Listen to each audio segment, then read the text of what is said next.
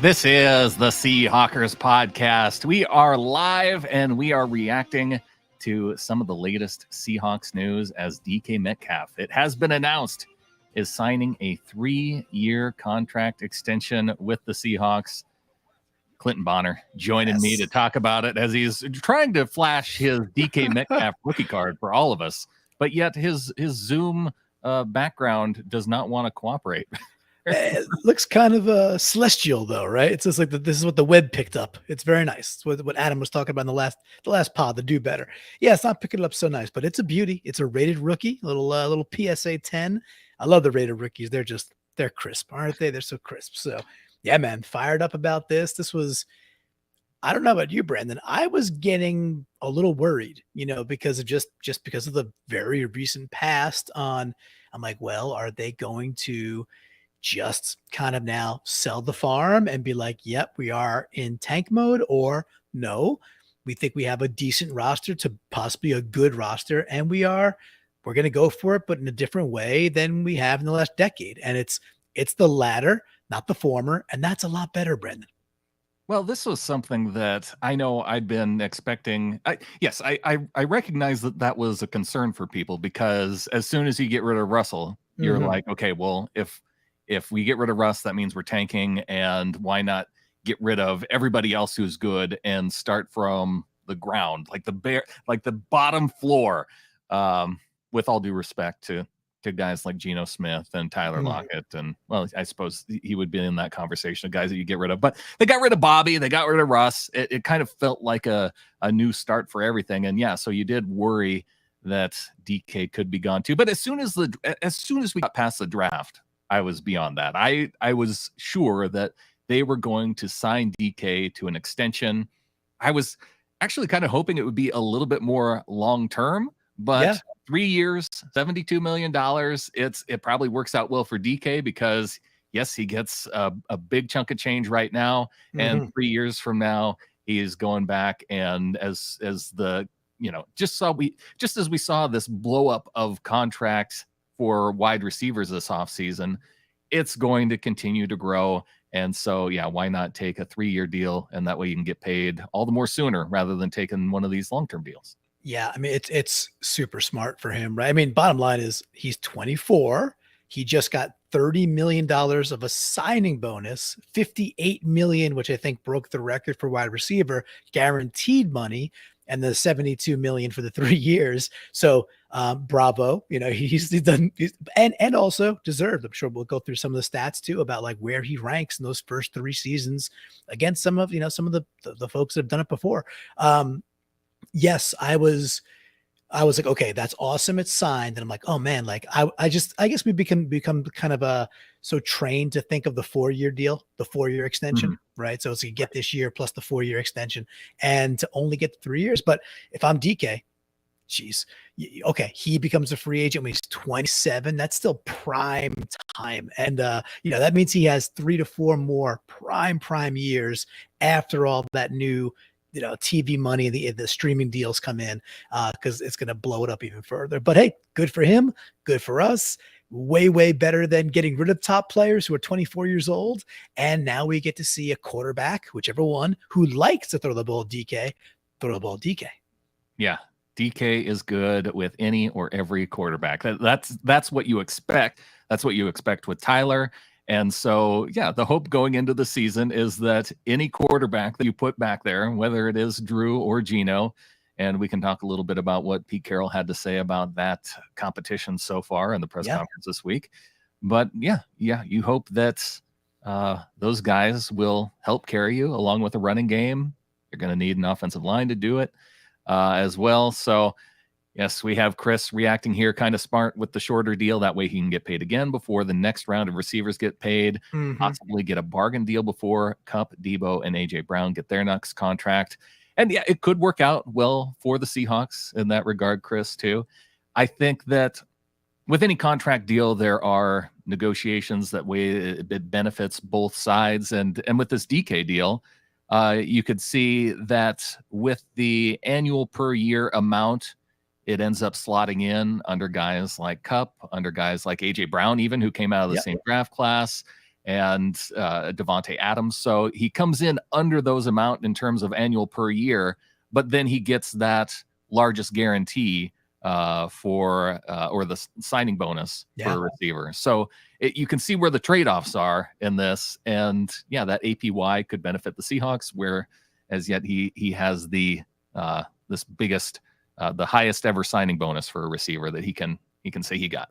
Yeah, one thing that comes to mind for me is like, if Russ was still here, he's not, but if he was, I wouldn't be surprised if this was a four-year extension, right? Because like, but if I'm DK and I'm his agent, okay, I can get the 3-year extension. I could get generational money, which he just got, and if things don't turn fairly quickly, year and a half type thing, he could be like, after year 2, be like, okay, guys, put me on the block, I don't want to report again. I want another extension, and just hold out again. And then say like, I want to trade at that point. I'm not wishing that for our Seahawks, because that would mean 2 bad years. But if I'm DK, I want to curb that a little bit. I want to check that and make sure it works in my favor. And I think it's, again, I think all around really smart deal.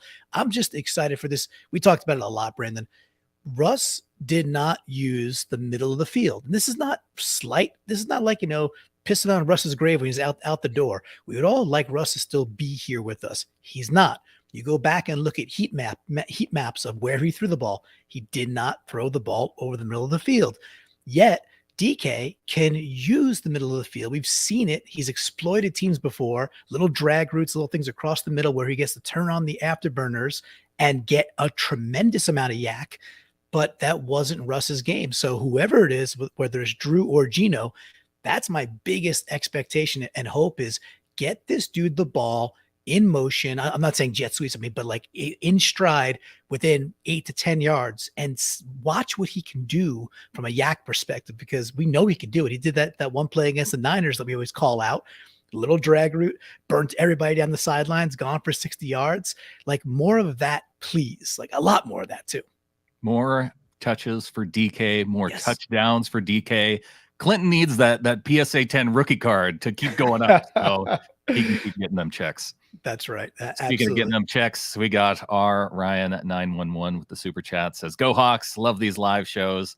Hope you're doing okay, Clinton, after the Chris Carson news." Yeah, no, that's what we call that's a financial segue, not just a segue, a financial segue. So, hey, thank you, Ryan. That's really nice of you, man. And I want to recognize that I see, and I'm sure Brandon, you do as well, that you do this quite a bit. So thank you. Very, very, very, very kind of you, to be honest. Yeah, the Chris Carson news, I had kind of turned the mental switch off in my brain that he was gone, and we had the chance to interview him pretty recently. And even during that interview, I personally got the sense that he certainly wanted to keep playing, but I think in his heart, it seemed to me like he already was resigning to the fact that he probably knew his fate. He seemed a little bit almost like melancholy, and maybe it was because he had to go do that interview or whatever it was, but we still had fun with it. Talking to you, and he's like, "What am I doing here?" And you interpreted it as sadness toward his potential future. That's fine. Yeah, and then I tried to get Noah Fant on screen, and that didn't work either. But that's okay. It's still a great memory, but speaking of memories, man, like, I love that dude. To me, I love running the football. Like, I am an okay 28 to 32 attempts per game from your quarterback, and get your prime running back 18 to 20 touches, 22 touches a game. It's definitely old school. Doesn't happen as much as I think it ought to. But Chris Carson, when healthy, was that and then some. Great short career. I'm going to miss the guy. But I'll also think of him super fondly, man. It's just like, he just epitomizes to me what a high quality NFL running back is, and I think still will be going into the future. The news wasn't surprising, but it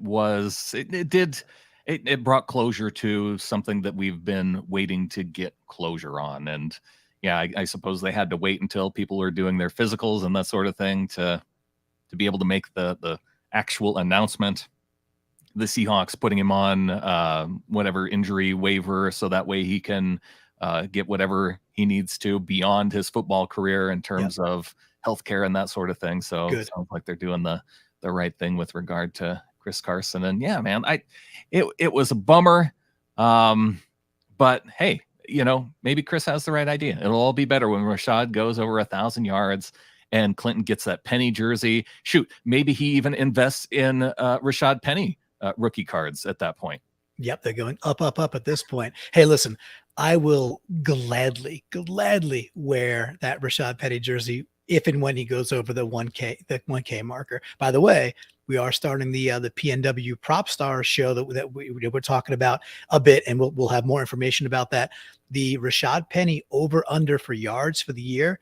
I'm just bear with me for a second. It's around, like, Vegas is saying like 720 or 770. So Vegas is saying, all right, okay year, but if Penny could be, not 70% of what he was down the stretch, he's a 1,500 yard back. He was on pace for 2,000 yards. The math doesn't exactly work out there, but you get the gist. So Vegas is calling for about 750 yards or so. So from a gambling perspective, if you think, hey, this team's going to run the ball a lot and Penny can stay healthy, that's a pretty enticing one, Brandon. It's a tough call in terms of predicting an over under with Penny, because one, you have the injury concerns from the past. Those aren't going away. Two, you signed a second round running back in Ken Walker, and I'm sure the Seahawks hope to get him involved. And with the Chris Carson news, it makes it all the more obvious that you have two running backs who are going to be capable going into the season. So I think you have to account for that idea that it could be two backs splitting carries rather than one featured running back. And considering that injury history that Penny has, you probably do want to split carries at the very least. I think so. I think the other major factor, of course, besides the fact that, like, we will run the ball out this year, like, that's just, we're going to run the ball quite a bit this year. We always have, and we'll probably lean back into it more for 2022. Also, the big question mark is, hey, we likely have two starting rookies at tackle. And if not right tackle, then Curran's starting, and he's played a small handful of games at this point. So our tackles are extremely underexperienced at the NFL level. So you put all those things into a blender, and I think Vegas comes up with a very tantalizing number, but still a tough one to lay the wood on. But you were also talking, Brandon, about lingering injuries and injuries that keep popping up. We got some other news today, Brandon, that I'm surfing Twitter looking for details on the DK news. I'm breaking out my rated rookie, getting all fired up. And then what do I have to see on the Twitter line? We talked about it before we got on. So why don't you take the sad baton from me? Because I don't want to say these words, man. What is going on with Jamal Adams? I think that's where you're going with this. What he's got some hand issue that he's still not recovered from. And it does get frustrating because, yes, here we are at the start of training camp, and generally you don't get a whole lot of good news this time of year. It's the injury news. You get the one contract extension news. I feel like we probably don't have any more that we're waiting on at this point, at least in the same way that we were with DK. But yeah, Jamal Adams' hand still not fully healed. And so vague, right? I mean, and of course, what do we expect day 2 and with Pete Carroll? I'm not expecting, gross detail here.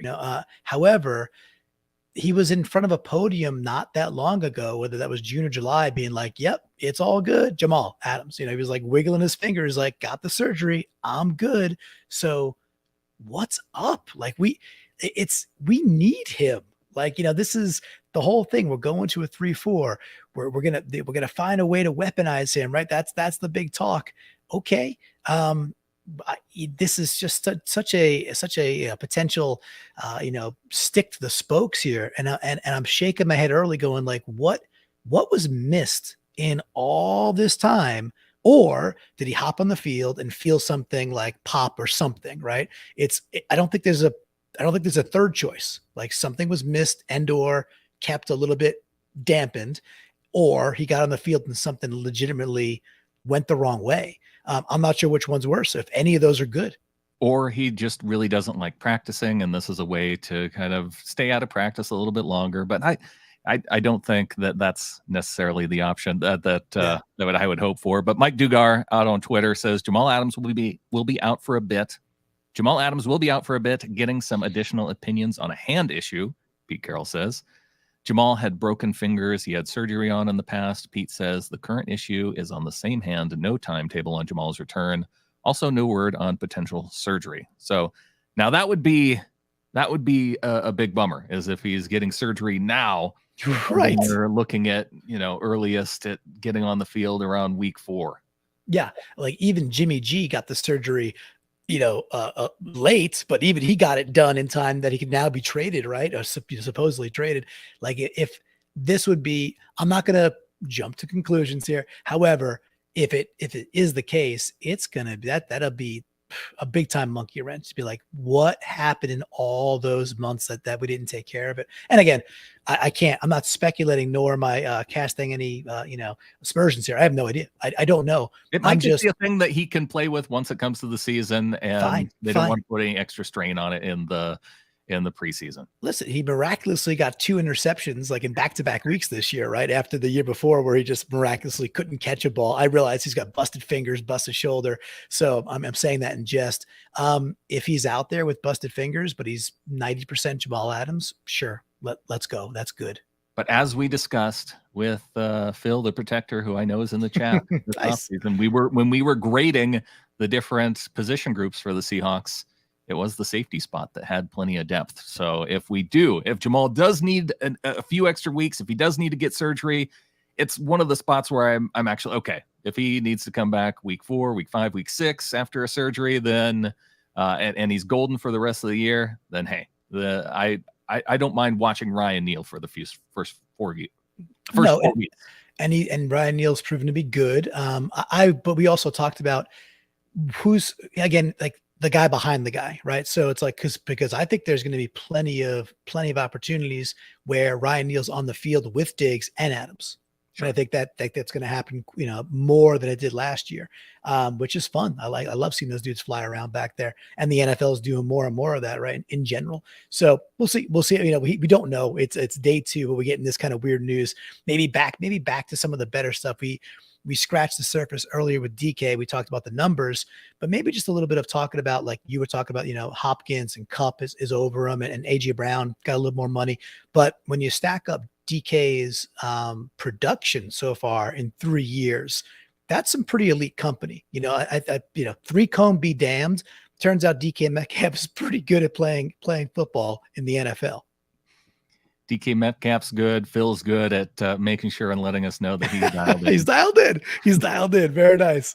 He dialed in twice. He put two phone emojis. I think he says it's both of us are dialed in. So. Oh, well, gotcha. We're dialed in. Got it. That makes sense. It's not a red one. So it's not Russ. Russ is not dialed in. Russ has the red phone. Phil has the black and white phone, or it's just YouTube and their emoji signs. That's different. But gotcha. Yes. That all makes perfect sense and is accurate. That's right.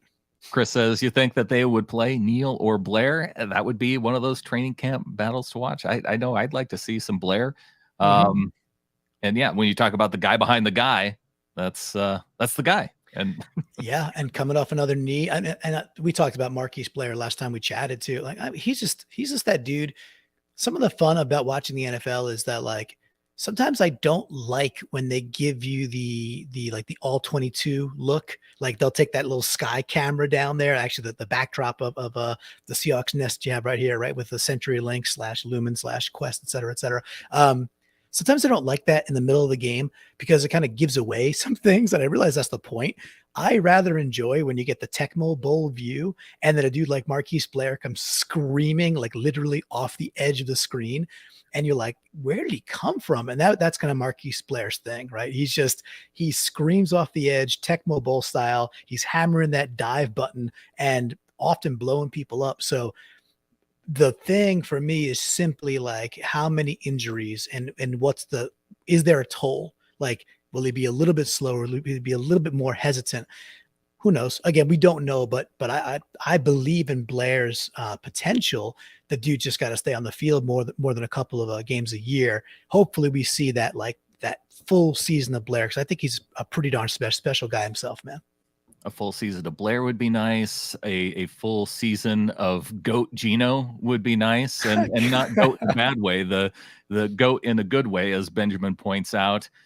Gino's last game, 128.3 QBR. I do think that was against the Jaguars, but we'll take it. If we can get that kind of production out of Geno every single week, then yeah, he's going to be our quarterback, and maybe we won't look back at and have to wonder if we need to see more Drew Lock on the field, because we'll just be chanting Geno's name every single week as he goes 17-0 through the regular season. Love the optimism and the math. Sometimes people say math don't lie.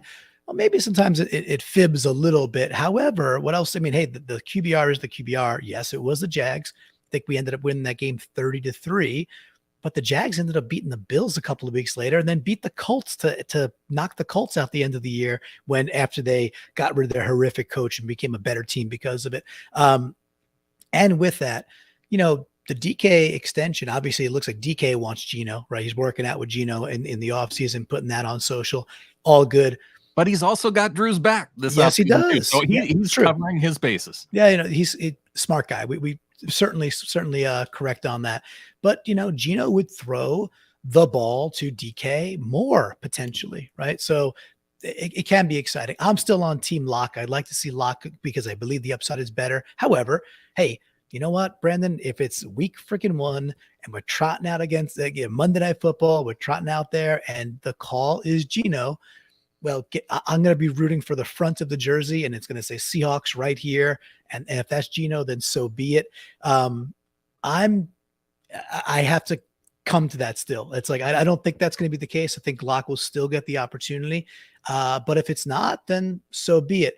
The piece for me, Brandon, is that I feel like Carroll is still quite conservative, and he knows the playbook better. He has the extra years in the system, I think is going to win out. So you've been saying that pretty much all offseason, and I'm starting to come to your side of it that I think you're right. I think that is who's going to start, even if it's not what I want.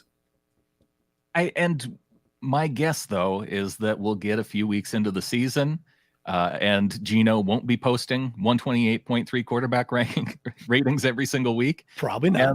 And then they'll have an opportunity to make the transition, and they will. And yeah, that's just the way it'll happen. But maybe not. Maybe we'll see something in preseason from Drew. It'll make it obvious that he's the guy. Everybody will be behind it. We'll just have to wait and see. Yeah, and we've teased the DK stuff enough. So I one of the things that I did pull was, I mean, I know he's got the 29 touchdowns. You start just putting touchdown production, and people who play fantasy football and such are like, well, touchdowns are more random. Julio Jones would rack up all this but not get touchdowns, and yada yada yada. Got all these different examples. Calvin Johnson had that a freaking monster year where I think he had 3 or 6 touchdowns, but had 1,700 yards. Touchdowns are random. Well, they are and they aren't, right? In the sense that the dudes at the top of that list for most touchdowns, the first 2, first of all, are Randy Moss and Jerry Rice. So I don't see random yet. That doesn't seem too random to me. And yes, DK is a little bit. Odell's up there too. Yeah. And if you think about, I think Odell had 35 touchdowns in the first 3 years. DK had 29. I think Moss had 43 or something like that. Something ridiculous, right? And if you think through, it's think about Odell's first 3 years. Besides just that catch against Dallas, he was holy crap, this guy's a surefire Hall of Famer at that point, right? It was he can't miss. So just on the touchdown production alone, he's up in some super elite territory with first 3 year receivers. Yeah, and that's why you pay that guy. That's why you don't trade the guy ahead of the draft. You want stars on your team, and DK Metcalf destined to be a star. And I think he's going to make whoever ends up being the quarterback better. And, maybe that's a rookie next year. And maybe that's the hope for some of us as well, is that, okay, let's get through this year with whoever we got to get through. Let's get the top guy that the Seahawks are able to based on their draft position, because, the Broncos are going to go 1-16 and we'll have the number 1 draft pick overall. Let's ride. And yeah, we can ride that let's ride curse all the way to our next quarterback. Oh, speaking of real quick, before I hopped on, I want to give some love to Vincent Parker and the Seahawks Ring of Honor, the Seahawkers Pod Ring of Honor. Did you see those grotesque Oh my AI? So, oh my god, so whatever that thing is called that does the AI generated artwork where you put some words in and it just creates quote unquote art. I don't know what he put in, but I'm assuming it was like Broncos, Russ, Let's Ride, whatever he put into his quotes in there, yeah. So if yeah. you're not in our Facebook group, the Seahawkers Podcast Ring of Honor, 12 a month gets you in. And there's all this weird behind the scenes content that ends up in there sometimes, like Vincent's art, computer generated artwork that is very creepy looking. Oh, it's so hellish. Like there's What was that the there's that one with the radio, the punter, the Colts punter. What's his name? what, the Colts punter or the kicker? Not Rodrigo, not Goggles. No, You're no, not no, saying no, him. not Glasses McKicker. No, the Yeah. old one, Pat McAfee. Oh, Pat, yeah. you Okay. type Yes. in Pat McAfee teaches Russell Wilson how to swim, and it's like the weirdest. Oh, is that what that was? That's hilarious. That's amazing. Yeah, Yeah. they're hellish. They're grotesque. If folks are familiar with like the development of like androids and not the phone, but like actual android development, there's this thing called the uncanny valley. If you're familiar with it, which is like it's the creep zone, right? It's like it's when humanoids or like androids get a little bit too realistic that they don't look robot enough, but the human brain signals something's wrong with this. And it's Mm-hmm. like it's not a learned thing. It's just like something looks off and it triggers a lot of different chemicals to fire in anybody who looks at this stuff. It's This like to the me, difference between Polar Express and yes. the T-800 in Terminator. Yes, exactly. Precise right there. Polar Express is the straight. You know where that goes? It goes straight to heebie-jeebie land. The Polar Express, man, it is freakish looking, right? And so he put these in there, and they're really ghoulish looking. They evoke the same type of like, oh, what am I looking at? Like this is off. This doesn't seem right. I want to get out of here. However, the Facebook Seahawks Pod Ring of Honor is a lovely place, even with the hellish, ghoulish things that Vincent put up today. Getintheflock.com if you want to become a member and see part of that as well. And why don't we close this out, Clinton, and just recognize KJ Wright signing a one-day contract so he can retire as a member of the Seahawks. Obviously, really important to him as you watch the video, you see him break down, and man, oh man, it's cool to see KJ Wright.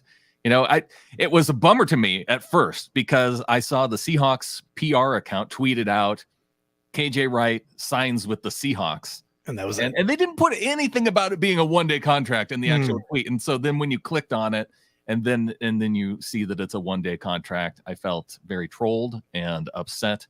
But then I understood it. For a second, I was excited that KJ was coming back for one final season. Turns out one final day. Yeah, and it was definitely sad. It was it was emotional. I had more emotion, and this is not like a Bobby versus KJ thing. Just the way it all went down. This was like the right way to do something, right? So the right way to bring a guy back after last year, which was a little bit maybe fumbled. But the thing is, like, yes, KJ had the 1 year with the Raiders last year, right? But the year before, his last year as a Seahawk, he was freaking awesome. He was really, really good. So, I'm very hopeful that you got the backdrop of a Lumen Field there, that someday his jersey's up there. They retired. He goes into the Ring of Honor.